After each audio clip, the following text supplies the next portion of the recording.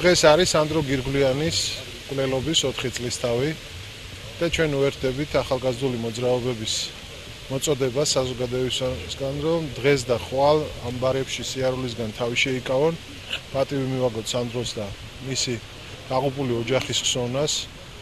და ხვალ 6 საათზე აქ იქნება ფილმის ჩვენება სანდრო გირგვლიანზე. ზუსტად ამ ადგილას 4 წლის უკან ტრაგიკულად მოკლეს სასტიკად გაუსწორდნენ ჩვენ თანატოლს ახალგაზრდა სანდრო გირგვლიანს. გეგმავთ ხვალ 6 საათზე სანდრო გირგვლიანის მკვლელობის დღეს 28 იანვარს 6 საათზე აქ ამ ადგილას შარდენის ქუჩაზე სანდრო ხსოვნის აქციის გამართვას, რის შემდეგაც ნაჩვენები იქნება ფილმი ქალაქში მკვლელია. ძალიან საწყენია რომ 4 წელი გავიდა და არაფერი არ გაკეთებულა ამ მიმართულებით.